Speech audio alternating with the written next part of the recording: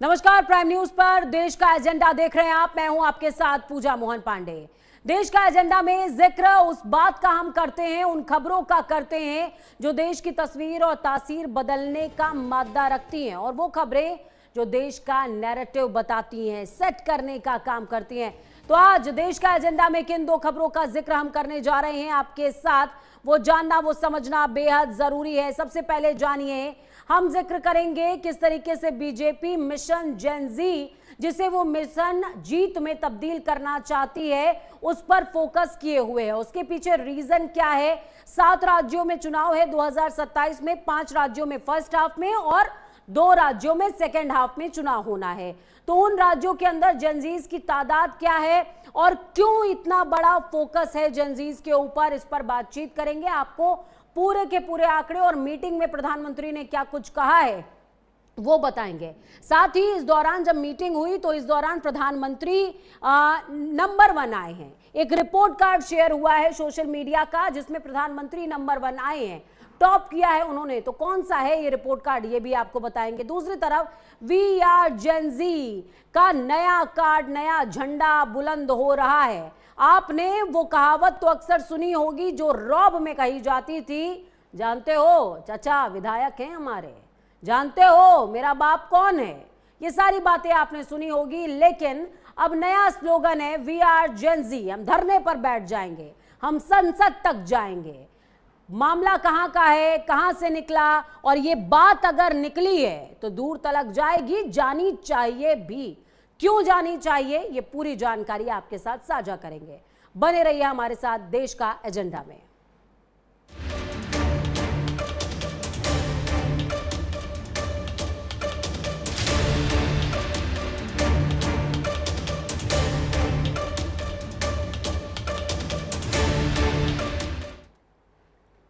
तो social media का ये रिपोर्ट कार्ड सिर्फ पोस्ट, लाइक और फॉलोअर्स का हिसाब बिल्कुल नहीं है। यह है 2027 के चुनावी मैदान की तैयारी का संकेत। केंद्रीय कैबिनेट की बैठक में मंत्रियों की सोशल मीडिया सक्रियता का रिपोर्ट कार्ड सामने रखा गया। प्रधानमंत्री नरेंद्र मोदी सबसे आगे रहे, जबकि सहयोगी दलों में चिराग पासवान की डिजिटल सक्रियता प्रमुख रही है। साथ ही मंत्रियों को जेन जी और जेन अल्फा से कनेक्ट होने, यानी कि उनसे जुड़ने, साथ में विश्वविद्यालयों, कॉलेजेस तक पहुंच बढ़ाने पर जोर देने के लिए कहा गया है। अब सवाल है, अचानक युवाओं पर इतना ज्यादा फोकस क्यों हो रहा है? जवाब है चुनाव।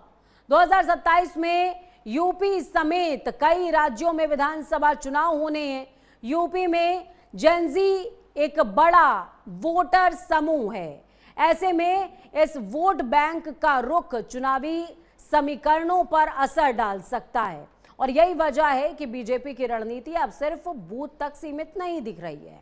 बूथ के साथ मोबाइल स्क्रीन पर भी लड़ाई होगी, क्योंकि जिस युवा के हाथ में वोटर आईडी है उसी के हाथ में स्मार्टफोन भी है। और आज चुनावी नैरेटिव सिर्फ रैली में नहीं बनता है, इंस्टाग्राम रील से बनता है, यूट्यूब वीडियो से बनता है, एक्स की पोस्ट से बनता है, और वायरल वीडियो से कुछ ही घंटों में मुद्दा बन जाता है। लेकिन इस कहानी में एक बड़ा बदलाव सीजेपी और डीएनपी जैसे युवा डिजिटल नैरेटिव ने सेट किया। पहले राजनीतिक दल तय करते थे कि मुद्दा क्या होगा, अब युवा डिजिटल स्पेस में खुद तय कर रहा है कि मुद्दा किसे बनाना है। सीजेपी और डीएनपी जैसे प्लेटफॉर्म्स और अभियानों ने दिखाया कि युवाओं की भाषा पारंपरिक राजनीतिक भाषा से अलग हो सकती है। मीम, सटायर, शॉर्ट वीडियो और वायरल कंटेंट के जरिए गंभीर मुद्दे भी तेजी से युवाओं के बीच पहुंच सकते हैं। यानी अब चुनौती सिर्फ ये बिल्कुल नहीं है कि बीजेपी युवाओं तक अपना कंटेंट पहुंचाए। चुनौती ये है कि युवा बीजेपी के कंटेंट के बाहर अपना नैरेटिव कैसे सेट करते हैं और कैसे नैरेटिव खड़ा कर देते हैं। ये तस्वीर सबसे ज्यादा बदली है। एक वायरल वीडियो, एक मीम, एक हैशटैग और कुछ ही घंटों में राजनीतिक बहस का एजेंडा बदल सकता है। यानी डिजिटल राजनीति अब सिर्फ प्रचार का माध्यम, प्रचार का जरिया नहीं है, ये दबाव बनाने का हथियार भी बन चुकी है। और शायद यही वजह है कि बीजेपी अब सोशल मीडिया एक्टिविटी का रिपोर्ट कार्ड बना रही है और मंत्रियों को कैंपेन तक जाने का निर्देश भी दे रही है, क्योंकि सरकार को समझ आ गया है कि जेनजी सिर्फ ऑडियंस नहीं है, वो कंटेंट क्रिएटर भी हैं, नैरेटिव सेटर भी हैं और वोटर भी हैं। अब बीजेपी की रणनीति साफ दिखाई दे रही है। कैंपस में पहुंचो, मोबाइल में पहुंचो और चुनाव से पहले युवा मन को समझो, क्योंकि चुनौती सिर्फ विपक्ष नहीं है, युवा वोटर का बदलता मूड भी है। हालिया छात्र आंदोलन ने दिखाया है कि सोशल मीडिया का पैदा हुआ गुस्सा कितनी तेजी से राजनीतिक दबाव में बदल सकता है।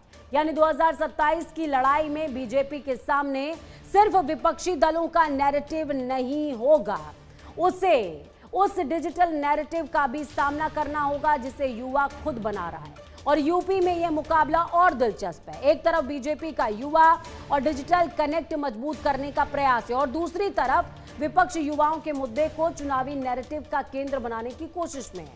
और तीसरी तरफ एक नई डिजिटल पीढ़ी है जो किसी राजनीतिक पार्टी की आधिकारिक लाइन का इंतजार बिल्कुल नहीं करती है। वो खुद सवाल उठाती है, खुद वीडियो बनाती है, खुद मीम बनाती है और खुद नैरेटिव को आगे बढ़ाती है। इसीलिए सोशल मीडिया का ये रिपोर्ट कार्ड असल में एक बड़ा सवाल पूछ रहा है। 27 के चुनाव में वोट मांगने से पहले बीजेपी युवा मन जीत पाएगी, क्योंकि चुनाव में पोस्ट की संख्या नहीं, युवा का भरोसा गिना जाएगा। और इसलिए अब बीजेपी की लड़ाई सिर्फ विपक्ष से बिल्कुल नहीं है, जेनजीज की टाइमलाइन से है, ट्रेंड से है, मूड से भी है। और ये लड़ाई बहुत लंबी चलने वाली है। ग्राफिक्स के जरिए समझिए हम क्यों कह रहे हैं कि ये लड़ाई बहुत लंबी चलने वाली है और ये दरिया इतना आसान नहीं है। युवाओं के मूड को समझना बीजेपी के लिए या किसी भी दल के लिए इतना आसान नहीं है। ग्राफिक्स डालिएगा स्क्रीन पे, ग्राफिक्स के जरिए समझिए बीजेपी का जो सोशल मीडिया रिपोर्ट कार्ड था उसमें क्या कुछ निकलकर सामने आया। 1 मई से लेकर 15 अगस्त तक प्रदर्शन का आकलन किया गया है, जिसमें एक्स, इंस्टाग्राम, फेसबुक और लिंक्डइन की समीक्षा की गई है। ये जो सोशल मीडिया प्लेटफॉर्म्स हैं इनको जांचा गया है, इनको परखा गया है, इनके बारे में समझा गया है। सिर्फ पोस्ट नहीं, रीच और रिस्पॉन्स भी मेजर किया गया है, मापा गया है। यानी कि सिर्फ अब पोस्ट से काम नहीं चलेगा, उसकी रीच भी इंपॉर्टेंट होगी। सोशल मीडिया एक्टिविटी और रैंकिंग तैयार की गई है कि आखिरकार सोशल मीडिया एक्टिविटी के दौरान उसकी रैंकिंग एग्जैक्टली क्या देखने को मिल रही है। दूसरी तरफ ग्राफिक्स के जरिए समझिए कि कैंपस में बीजेपी का जो युवा कनेक्ट है वो कैसे स्टैब्लिश होने वाला है।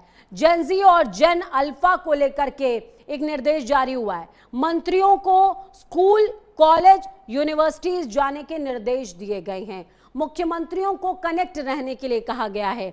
इस बीच छात्रों के साथ में सीधा संवाद पर जोर दिया गया है, जिसकी झलक आपने बीते दिनों मुख्यमंत्रियों की एक तरीके की कन्वर्सेशन पर देखा होगा। सरकार के फैसलों की जानकारी देने के लिए तमाम मंत्रियों से कहा गया है कि आप बच्चों को सरकार के क्या फैसले उसकी जानकारी दीजिए। साथ ही युवाओं के मुद्दे और चिंताएं समझने की कोशिश करने के लिए कहा गया है। आपको याद होगा मोहन भागवत ने कहा था और साथ में सीजेआई सूर्यकांत जी ने भी कहा था, उन्होंने कहा था कि सरकारों को अब एक कनेक्शन बिल्डअप करना पड़ेगा और वो समझना पड़ेगा कि ये जो बच्चे हैं ये उनके साथ कनेक्ट हो पाए। अब ये जो आंकड़ा है ये आप समझिए 27 में जेनजी क्यों जरूरी है। यहां पर राज्यवार मैं आपको बता रही हूं। सबसे पहले उत्तर प्रदेश की अगर कुल आबादी की बात करें, हालांकि ये 2011 के अनुमानित आंकड़ों के अनुसार है, यानी कि जो जनगणना हुई थी उसके अनुसार 24.3 करोड़ ये आबादी है। एसआईआर के बाद वोटरों की तादाद 13.3 करोड़ हो जाती है। मेरा ऑडियो बंद कीजिएगा कान का।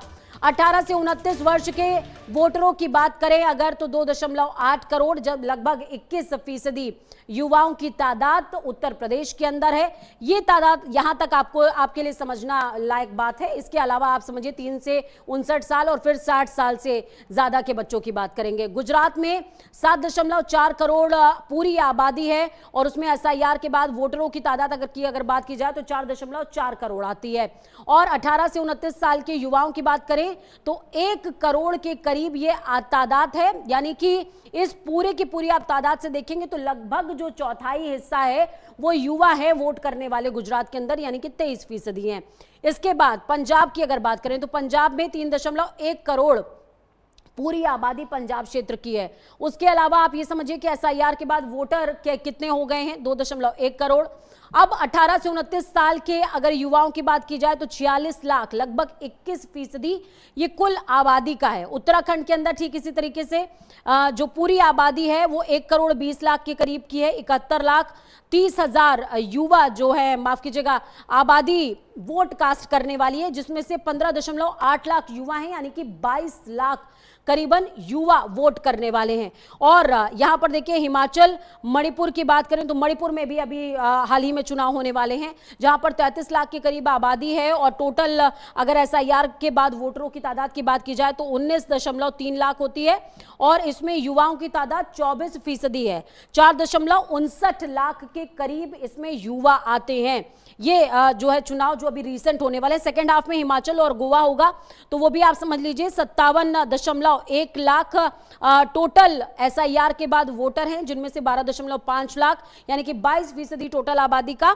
और ठीक इसी तरीके से गोवा की बात करें तो 10 लाख एसआईआर के बाद, जो कि टोटल आबादी का 16 लाख आबादी का वोटरों में तादाद है 10 लाख। और अगर युवाओं की बात करें तो 20% 2.07 लाख है। ये आबादी तो जो है वो बहुत मैटर करती है, ये आबादी इन्फ्लुएंस करती है, ये आबादी इन्फ्लुएंस करती है, और साथ में ये बताती है कि किस तरीके से सारा घटनाक्रम इस आबादी के इर्द गिर्द घूम रहा है।